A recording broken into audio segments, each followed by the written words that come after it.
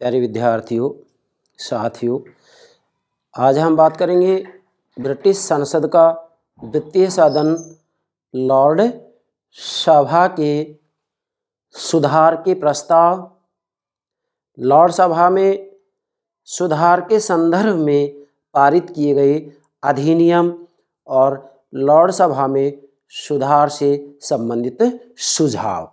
अर्थात आज के लेक्चर में हम ब्रिटिश संसद के द्वितीय सदन लॉर्ड सभा की जो रचना है, जो शक्तियां हैं, इसके संदर्भ में क्या क्या परिवर्तन किए जाने चाहिए, इसके ऊपर चर्चा की जाएगी। और आज तक लॉर्ड सभा में क्या क्या सुधार किए गए हैं, इन सभी बातों को आज के लेक्चर में मैं मेरे प्राणों से प्यारे विद्यार्थियों को समझाऊंगा। डियर स्टूडेंट्स, प्रत्येक प्रकार की प्रतियोगिता परीक्षा में लॉर्ड सभा की रचना और शक्तियों के संदर्भ में अभी तक क्या सुधार किए गए हैं, कौन कौन से प्रस्ताव इसके सुधार के संदर्भ में अमान्य रहे हैं, और इसी के साथ में लॉर्ड सभा में सुधार के लिए क्या क्या सुझाव दिए गए हैं, भाई इनसे संबंधित 2 या 3 प्रश्न निश्चित रूप में पूछे जाते हैं।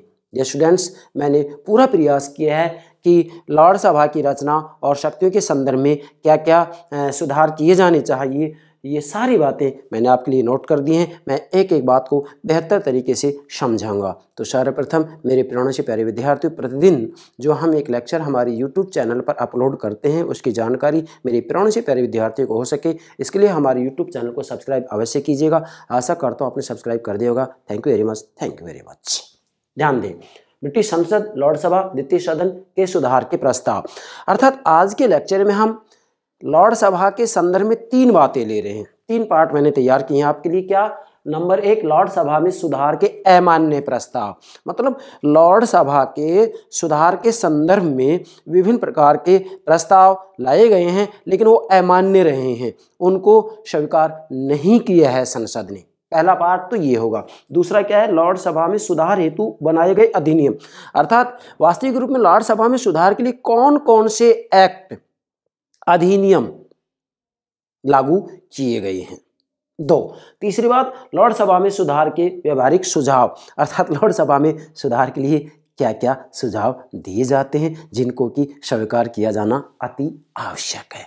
यस, अब ध्यान दें, ये बात तो क्लियर हो ही चुकी है। पिछली क्लास में मैंने लॉर्ड सभा के ऊपर 4-5 वीडियो अपलोड कर दिए हैं, आप प्लेलिस्ट में देखिएगा। तो ये बात स्पष्ट है कि ब्रिटिश संसद द्विसदनीय व्यवस्थापिका है। मतलब वहाँ संसद के 2 सदन हैं, लोक सदन और लॉर्ड सभा। लोक सदन पूरी दुनिया का सबसे शक्तिशाली प्रथम सदन है, और इसी के साथ में पूरी दुनिया का प्रथम प्रतिनिधि सदन है। जनता के द्वारा निर्वाचित सदन यदि दुनिया में पहला कोई है तो ब्रिटिश संसद का प्रथम सदन या निम्न सदन लोक सदन है। नोट कीजिएगा, ये एग्जाम में पूछ लिया जाता है। दूसरी बात, लॉर्ड सभा पूरी दुनिया का सबसे शक्तिहीन, दुर्बल, कमजोर द्वितीय सदन है। क्या कहा मैंने? संसार का सबसे शक्तिहीन, दुर्बल, कमजोर सदन यदि कोई है तो वह ब्रिटिश संसद का द्वितीय सदन लॉर्ड सभा है। मतलब पूरी दुनिया की व्यवस्थापिकाओं में जहां कहीं भी द्विसदनीय व्यवस्थापिका के सिद्धांत को अपनाया गया है, अर्थात व्यवस्थापिका में 2 सदन है, तो उनमें दूसरे सदन की जब हम यहाँ लॉर्ड सभा से तुलना करते हैं, दूसरे सदन की जब लॉर्ड सभा से तुलना करते हैं, मतलब ब्रिटिश संसद की द्वितीय सदन लॉर्ड सभा से अन्य देशों की व्यवस्थापिकाओं की द्वितीय सदन से तुलना करते हैं, तो पूरी दुनिया में सबसे शक्तिहीन जो द्वितीय सदन है वह ब्रिटिश संसद का द्वितीय सदन लॉर्ड सभा है।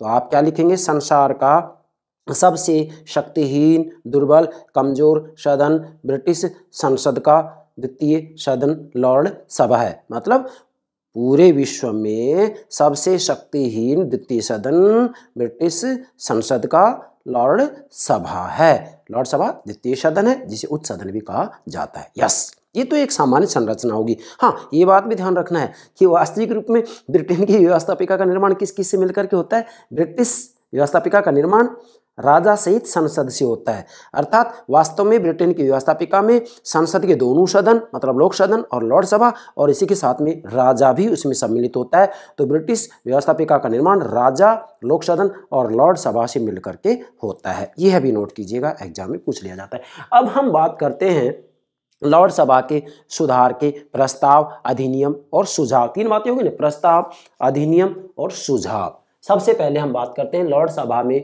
सुधार के अमान्य प्रस्ताव।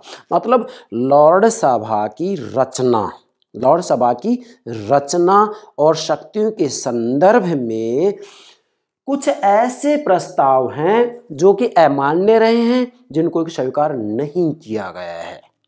अच्छा, यहाँ एक बात ये ध्यान रखना है कि भाई जब लॉर्ड सभा में सुधार की बात आती है तो सुधार का मतलब ये है कि लॉर्ड सभा की शक्तियों और रचना में सुधार किया जाए। जैसे शक्तियों की बात करें तो आज से 150 वर्ष पहले भाई वास्तव में लॉर्ड सभा लोक सदन के बनिस्पत एक शक्तिशाली सदन था।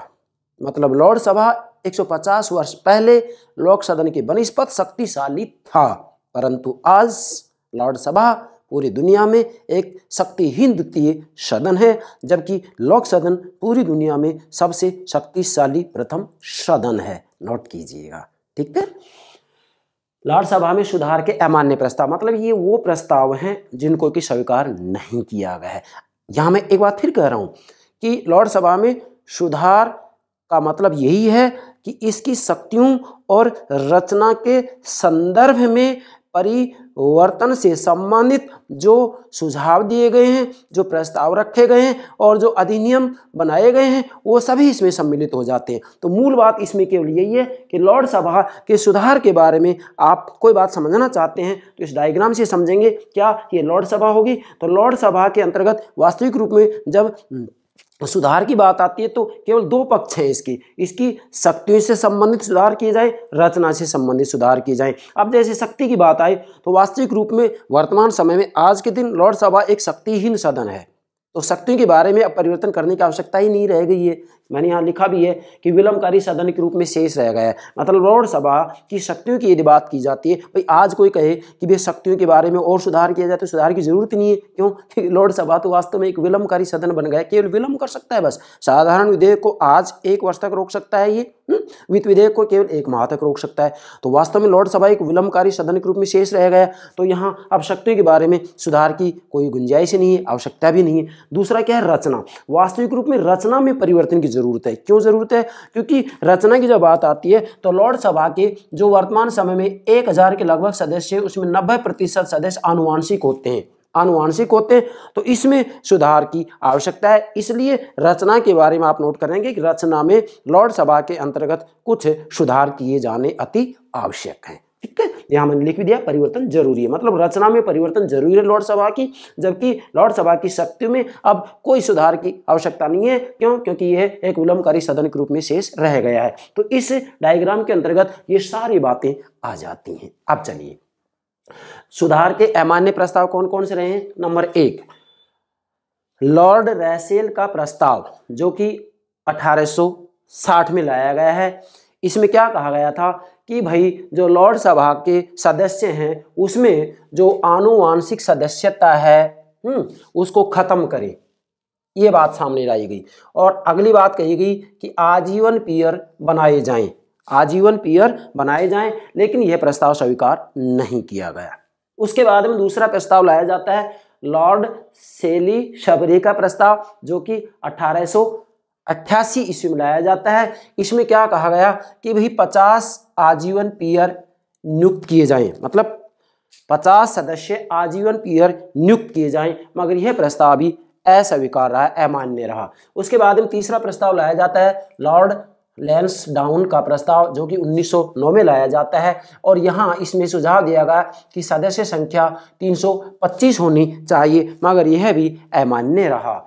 इसके बाद में चौथा आता है ब्राइस समिति के प्रस्ताव जो कि 1918 में लाया जाता है। इसमें भी सुझाव दिया गया कि भाई लॉर्ड सभा की सदस्य संख्या 327 होनी चाहिए, लेकिन यह भी अमान्य रहा। मैंने लिखा ना लॉर्ड सभा में सुधार के अमान्य सुझाव प्रस्ताव, मतलब ये ऐसे प्रस्ताव जो कि अमान्य रहे, इनको स्वीकार नहीं किया गया। डियर स्टूडेंट्स, मैंने विशेष प्रयास किया है कि लॉर्ड सभा की रचना और शक्तियों में जो कुछ ही परिवर्तन किया गया है, किया जाना चाहिए, और इसके संदर्भ में जो प्रस्ताव लाए गए हैं, कौन कौन से अमान्य रहे, ये सारी बातें मैंने इसमें दे दी। आपको इधर उधर भटकने की कतई आवश्यकता नहीं है। आप स्वयं विश्लेषण कीजिएगा कि मैंने इसमें कौन सी बात शेष छोड़ी है। आगे बढ़े।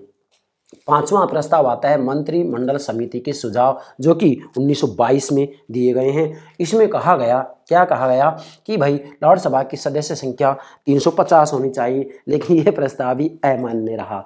उसके बाद में 6वां प्रस्ताव आता है लॉर्ड सैलिसबरी के सुझाव, जो कि 1932 में दिए गए। इसमें भी सुझाव दिया गया क्या कि भाई लॉर्ड सभा की सदस्य संख्या 320 होनी चाहिए, लेकिन यह भी अमान्य रहा। इसके बाद में 7वां प्रस्ताव आता है सर्वदलीय सम्मेलन के सुझाव, जो कि 1949 में आता है, और इसके अंतर्गत सुझाव दिया गया क्या कि लॉर्ड सभा की सदस्य संख्या 300 होनी चाहिए, यह भी अमान्य रहा। इसके बाद में आता है हेरल्ड विल्सन के सुझाव, जो कि 1968 में आता है। इसमें जो है कहा गया कि आनुवांशिक सदस्यता समाप्त की जाए, मतलब लॉर्ड सभा के जो सदस्य होते हैं ना, मैंने यहाँ बताया 90% आनुवांशिक होते हैं, वंश परंपरा के आधार पर लिए जाते हैं। तो यहाँ कहा गया कि भाई आनुवांशिक सदस्यता समाप्त की जाए, मतलब हेरल्ड विल्सन के सुझाव में कहा गया 1968 में कि आनुवांशिक सदस्यता समाप्त हो जाए, और अगली बात ये हो कि भाई लॉर्ड सभा की शक्तियों को कम किया जाना चाहिए है? लेकिन यह भी क्या रहा, अमान्य रहा। इसलिए आप यहाँ नोट करेंगे कि यहाँ मैंने 8 बिंदु तैयार किए। ये सारे के सारे जो सुझाव और प्रस्ताव हैं वो क्या रहे, अमान्य रहे। तो नोट कीजिएगा, पहले पार्ट में क्या है, लॉर्ड सभा के सुधार के अमान्य प्रस्ताव, मतलब ये जो प्रस्ताव रखे गए ये अमान्य रहे, इनको स्वीकार नहीं किया गया। ठीक है, एक बात होगी। अब दूसरी बात लेंगे, लॉर्ड सभा में सुधार हेतु बनाए गए अधिनियम, कि लॉर्ड सभा में सुधार के लिए कौन कौन से एक्ट, अधिनियम बनाए गए। भाई इसके बारे में निश्चित रूप में आपसे प्रश्न पूछा ही जाएगा। किसी भी प्रतियोगिता परीक्षा में बैठिएगा, अगर उसके सिलेबस में ब्रिटेन का संविधान है तो डेफिनेटली निश्चितता से इसके बारे में प्रश्न पूछा ही जाता है। मैं विश्वास से कह रहा हूँ, ये बात ध्यान दें। अब इसमें विशेषकर ध्यान देंगे 1911 है, 1949 का अधिनियम, 1958 का आजीवन पियर अधिनियम और 1963 का पियर अधिनियम। हमने ये 4 अधिनियम लिए हैं जो कि एग्जाम की दृष्टि से बहुत ही महत्वपूर्ण है। और इसी के साथ में लॉर्ड सभा की जो शक्तियां हैं, वास्तव में इन अधिनियमों के आधार पर विशेषकर 1911 और 1949 के अधिनियम के तहत लॉर्ड सभा की शक्तियां बिल्कुल कम कर दी गई हैं। और इसके बाद में जो रचना की बात आती है तो 1958 और 1963 का जो अधिनियम है, इसमें लॉर्ड सभा की रचना में भी काफ़ी सुधार किए गए। ध्यान देंगे, 2 बातें हैं ना, शक्तियाँ और रचना। भाई लॉर्ड सभा में सुधार के 2 ही तो पक्ष है, या तो उसकी शक्तियाँ कम की जाएं या फिर जो है उसकी रचना में है, संगठन में, और संगठन विशेषकर रचना की बात आएगी, उसमें परिवर्तन किया जाए। वैसे मैंने ब्रिटिश लॉर्ड सभा के बारे में अलग से ऐतिहासिक तथ्य और संगठन के ऊपर भी आपके लिए मैंने अलग से लेक्चर तैयार कर यूट्यूब चैनल पर अपलोड कर दिया है, प्लेलिस्ट में देखिएगा। डियर स्टूडेंट्स, मैं कोई बात शेष नहीं छोड़ूंगा, सारी बातें मैं आपको तह दिल से, अंतरात्मा से, हृदय से आपको समझाऊंगा। आप ध्यान दें। अच्छा, इसमें लॉर्ड सभा में सुधार हेतु बनाए गए अधिनियम जो महत्वपूर्ण है उनकी चर्चा करते हैं। नंबर 1, 1911 का संसदीय एक्ट, मतलब अधिनियम, 1911 का संसदीय अधिनियम, 1911 का संसदीय अधिनियम एक्ट, अधिनियम। इसमें क्या है, देखो ध्यान है, मैंने यहाँ नोट किया है कि 150 वर्ष पहले लॉर्ड सभा वास्तव में प्रभावशाली थी। 1870 से पहले वास्तव में लॉर्ड सभा प्रभावशाली सदन था, लॉर्ड सभा शक्तिशाली थी, लोक सदन इतनी शक्तिशाली नहीं थी। अब हुआ ये कि भाई लॉर्ड सभा के जो सदस्य हैं, चूंकि वो आनुवांशिक होते हैं 90%, तो फिर ये अपनी प्राचीन संस्थाओं को, परंपरागतता को बनाकर रखना चाहेंगे, ये परिवर्तनों को पसंद नहीं करेंगे। तो ऐसी स्थिति में जब लोक सदन कोई प्रगतिशील कानून बनाती थी तो लॉर्ड सभा बार बार उसमें जो है अड़ंगे की नीति का प्रयोग करती थी, मतलब उसको रोकती थी। कौन? लॉर्ड सभा। तो इसलिए विशेष प्रयास किया गया कि भाई लॉर्ड सभा तो बार बार प्रगतिशील कानूनों में अवरोध पैदा करती है, इसलिए लॉर्ड सभा की शक्तियों को ही धीरे धीरे कम कर दिया गया है। कैसे किया गया, आप ध्यान दें। 150 वर्ष पहले लॉर्ड सभा प्रभावशाली थी, निश्चित बात है। आज लॉर्ड सभा एक शक्तिहीन, पूरी दुनिया में लॉर्ड सभा एक शक्तिहीन वित्तीय साधन है, ठीक है। 150 वर्ष पहले लॉर्ड सभा प्रभावशाली थी, शक्तिशाली थी, लेकिन आज पूरी दुनिया में सबसे शक्तिहीन वित्तीय सदन यदि कोई है तो वह ब्रिटिश संसद का वित्तीय सदन लॉर्ड सभा है। अब कैसे किया गया, इसको ध्यान दें। 1911 में क्या किया गया कि वास्तव में सबसे पहले तो ये व्यवस्था की गई कि भाई जो वित्त विधेयक है वह वित्त विधेयक सबसे पहले लोक सदन में ही प्रस्तुत किया जाए। ये बात कही गई इस अधिनियम में। किसके सामने प्रस्तुत किया जाए? लोक सदन के सामने प्रस्तुत किया जाए। और उसके बाद में जो लॉर्ड सभा है वह वित्त विधेयक को केवल 1 माह तक रोक के रख सकती है, बस 1 माह तक रोक के रख सकती है, उसको रद्द नहीं कर सकती। इसके बाद में उसे वापस लौटाना ही पड़ेगा। अगली जो व्यवस्था की गई है वो ये है कि यहाँ वास्तव में जो लॉर्ड सभा है साधारण विधेयक को केवल 2 वर्ष तक, केवल 2 वर्ष तक रोक सकती है, केवल 2 वर्ष तक रोक सकती है। और यदि उसके अंतर्गत साधारण विधेयक को लॉर्ड सभा रद्द कर देती है, रद्द कर सकती है, तो भाई आगे जब संसद 70 में होती है और लोक सदन के लगातार 2 सत्र हो जाते हैं तो बिना लॉर्ड सभा की अनुमति के उस विधेयक को पारित कर दिया जाता है। तो यहां मुख्य बात यह है कि 1911 के संसद अधिनियम के अंतर्गत लॉर्ड सभा साधारण विधेयक को केवल 2 वर्ष तक रोक सकती है, 2 वर्ष तक विलंब कर सकती है, जबकि वित्त विधेयक को केवल 1 माह तक रोक सकती है। कौन से अधिनियम में? 1911। इसमें एक सुधार और किया गया कि लोक सदन की जो अवधि थी वह 7 वर्ष से 5 वर्ष कर दी गई।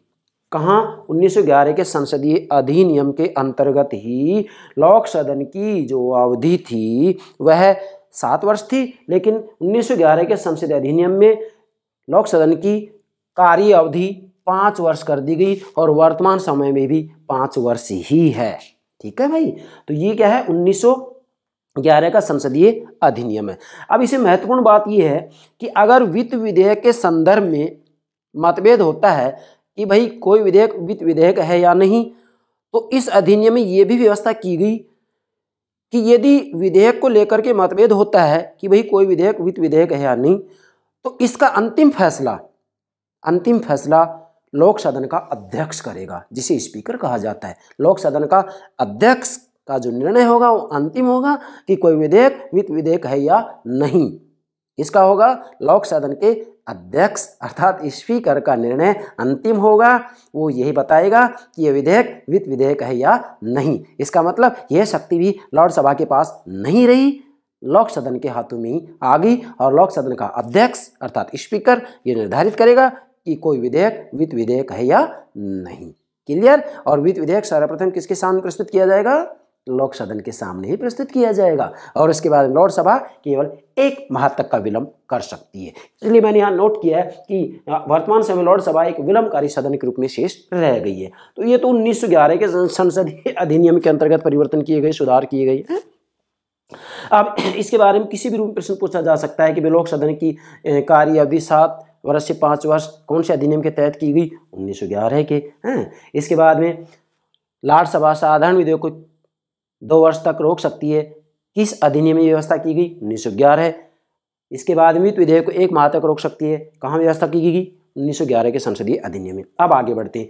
दूसरा है 1949 का संसदीय एक्ट अधिनियम। 1949 का संसदीय अधिनियम, इस अधिनियम के अंतर्गत विशेषकर जो परिवर्तन किया गया, सुधार किया गया, वो ये किया गया कि भाई 2 वर्ष की अवधि बहुत लंबी हो जाती है, इसलिए चूंकि 2 वर्ष तक विलंब किया जा रहा है तो प्रगतिशील कानून रुक जाएंगे। फिर ऐसी स्थिति में 1949 का संसदीय अधिनियम पारित किया जाता है।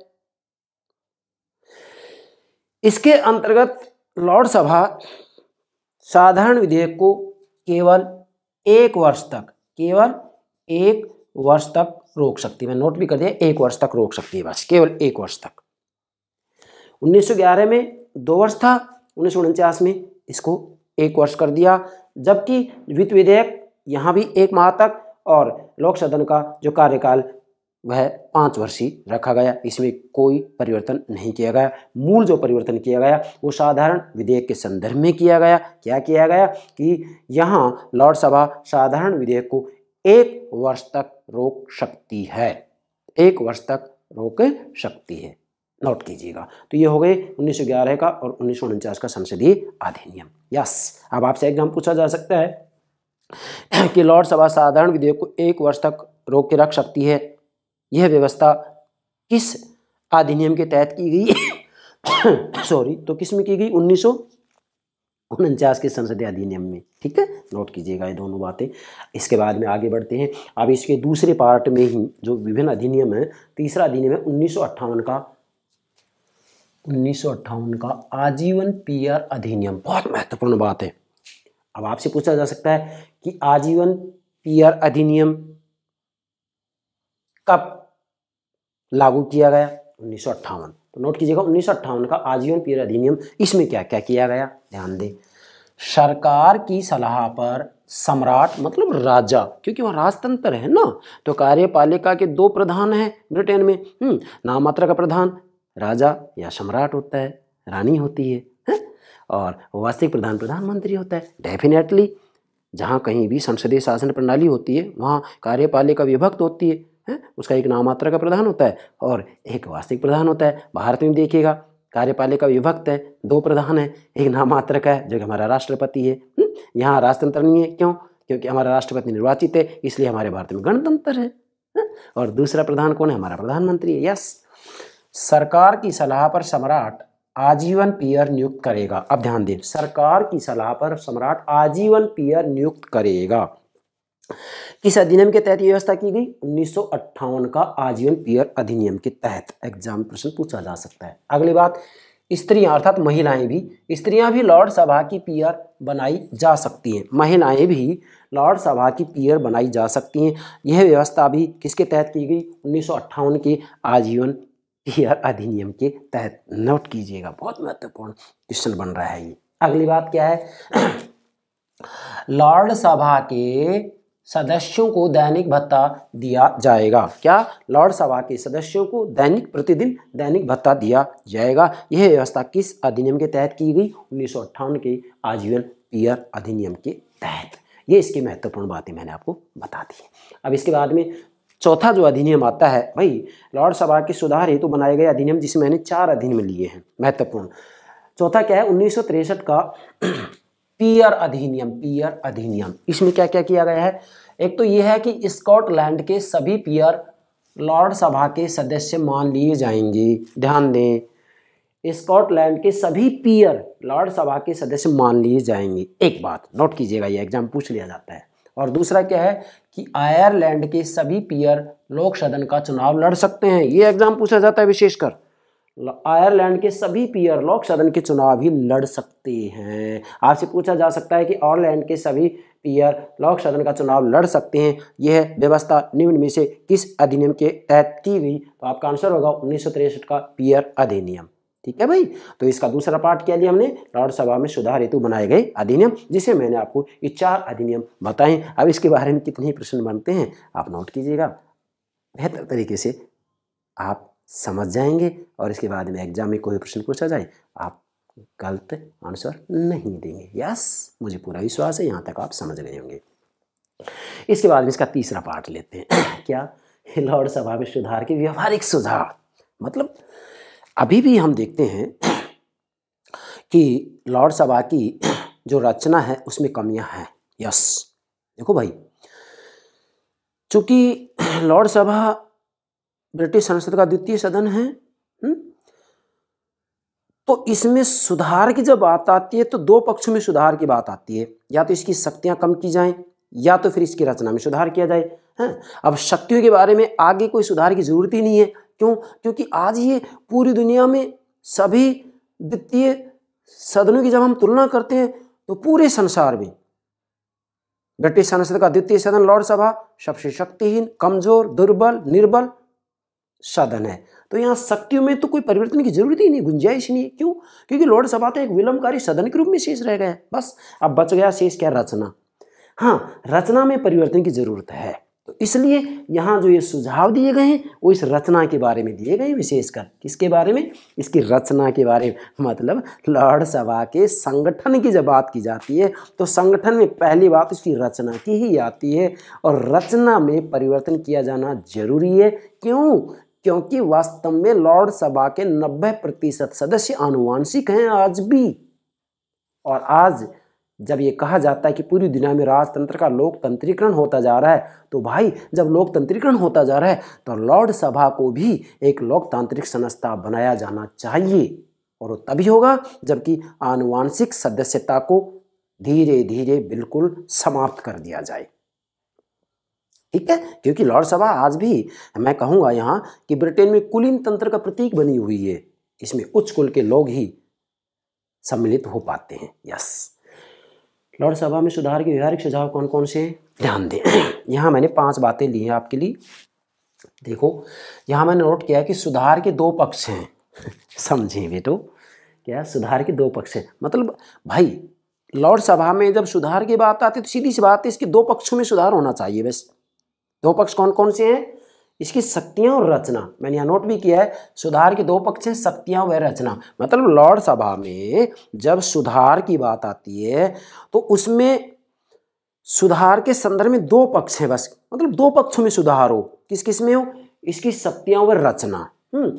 अब वास्तव में देखा जाए तो शक्तियों में सुधार की आवश्यकता है ही नहीं। क्यों? क्योंकि शक्तियां तो यहाँ 1911 है और 1949 के संसदीय अधिनियम के तहत इसकी शक्तियां बिल्कुल कम कर दी गई हैं। मैं ये कहना चाहूँगा कि लॉर्ड सभा रूपी चिड़िया के पंखों को 1911 और 1949 के संसदीय अधिनियमों के द्वारा कुतर दिया गया है। मतलब लॉर्ड सभा को उड़ने लायक नहीं छोड़ा गया है। लॉर्ड सभा कुछ कर ही नहीं सकती है, लॉर्ड सभा केवल विलंब कर सकती है। मतलब विधेयक को पारित होने से केवल साधारण विधेयक है तो 1 वर्ष तक रोक सकती है, और वित्त विधेयक है तो 1 माह तक रोक सकती है। इससे ज़्यादा लॉर्ड सभा कुछ कर नहीं सकती। इसलिए अब शक्तियों में परिवर्तन की जरूरत है ही नहीं।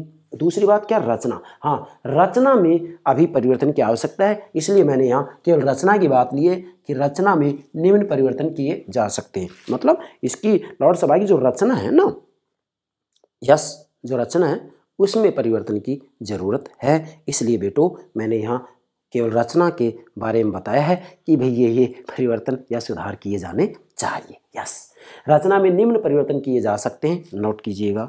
ये स्टूडेंट्स नोट करें। नंबर 1, क्या परिवर्तन हो रचना में? लॉर्ड सभा की आनुवांशिक सदस्यता समाप्त की जानी चाहिए। यस, आज भी लॉर्ड सभा में लगभग 1000 सदस्य हैं। इसकी सदस्य संख्या लगभग 1000 है वर्तमान समय में।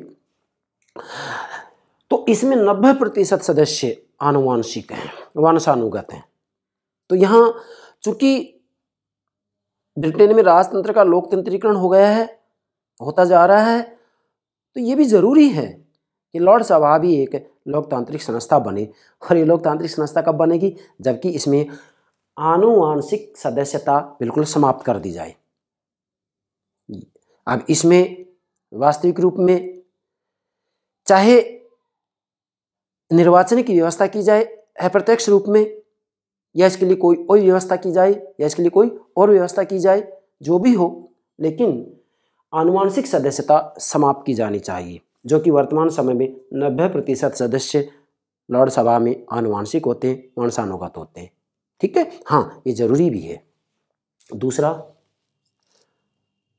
लॉर्ड सभा की सदस्य संख्या 1000 से 300 की जानी चाहिए। अब ध्यान दें भाई, चूंकि लॉर्ड सभा की सदस्य संख्या 1000 के लगभग है वर्तमान समय में आज के दिन, तो ये सदस्य संख्या क्या ज़्यादा नहीं है? यस, ज़्यादा है। तो इसकी रचना के बारे में ये व्यवहारिक सुझाव दिया जाता है कि भाई इतने सदस्यों की आवश्यकता ही नहीं है, क्योंकि वैसे भी देखा जाए तो गणपूर्ति लॉर्ड सभा की कार्यवाही संचालन के लिए केवल 3 सदस्य उपस्थित हो जाओ, बस काम चल जाएगा। और किसी विधेयक पर मतदान करवाना हो तो 30 सदस्य उपस्थित हो जाए, काम चल जाता है। फिर 1000 की आवश्यकता कहाँ रह गई है?